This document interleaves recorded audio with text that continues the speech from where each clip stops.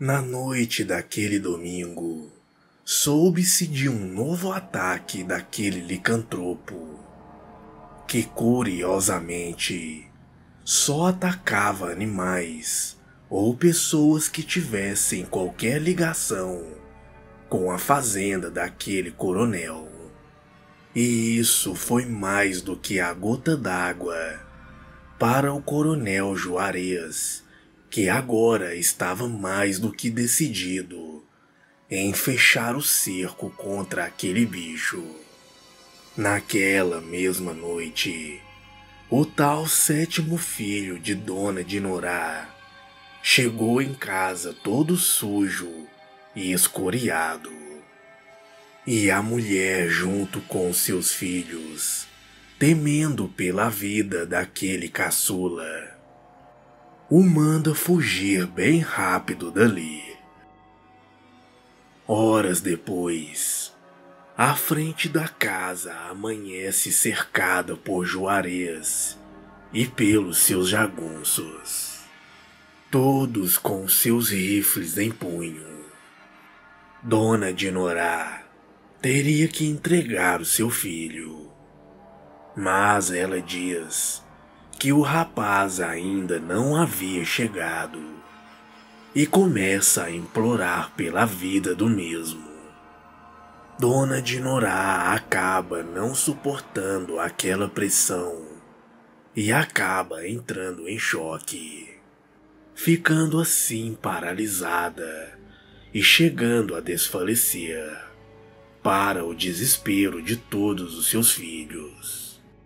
O coronel e os jagunços também ficaram surpresos, pois o Juarez não tinha nada contra aquela pobre senhora, nem contra os seus filhos, a não ser com o suposto monstro que ali se abrigava.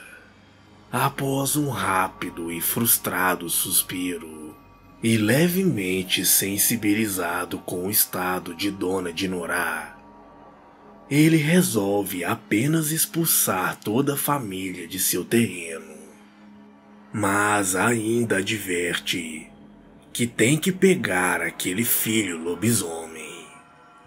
E não tendo escolha, Dona Dinorá e seus 6 filhos saem dali. Sem terem para onde ir, Dona Dinorá e seus filhos foram acampar em um assentamento de sem terras, em um outro hectare, que também pertencia ao coronel Juarez, apesar de ser bem afastado da fazenda. Os boatos sobre o filho lobisomem de Dona Dinorá havia se espalhado por aquela cidadezinha, e com isso, ela e seus 6 filhos quase não foram aceitos naquele assentamento, mas conseguiram ficar após implorarem e prometer que seria por um curto período. A permanência daquela família no tal assentamento não foi fácil. Muitos temiam ou discriminavam, chegando a nem se aproximar da barraca deles. Durante esse período, apesar de alguns contadores de causos relatarem sobre os assustadores olhos vermelhos, ainda perambulando pelas roças afora, também coincidiu uma certa trégua das aparições e ataques do lobisomem nos arredores daquela fazenda. E assim uma certa paz se instalaria naquele lugarejo, se não fosse aquela velha briga com os trabalhadores sem terra que o coronel Juarez mantinha. Em um certo dia, o coronel Juarez se reúne com seus jagunços e trama uma chacina da liderança ou de quem quer que fosse daquele assentamento. Tudo estava combinado. O ataque seria em uma madrugada. Quando a noite chegou, no meio daquele assentamento, acontecia uma espécie de forrozinho. E com isso, não só a liderança do assentamento estava presente, mas também muitas mulheres e crianças também estavam ali. Seria uma verdadeira carnificina. E é quando a jagunçada surpreende o grupo. O principal líder do assentamento ainda tenta argumentar no meio daqueles rifles e daquela gritaria, mas como um pelotão de fuzilamento, desta vez não teria conversa. Os dedos nos gatilhos daquela jagunçada apenas esperavam uma palavra de seu capitão. E nesse momento, eis que surge dentre aquelas barracas improvisadas, mais uma vez, aqueles olhos assustadores. E desta vez, salta com fúria para cima daqueles jagunços.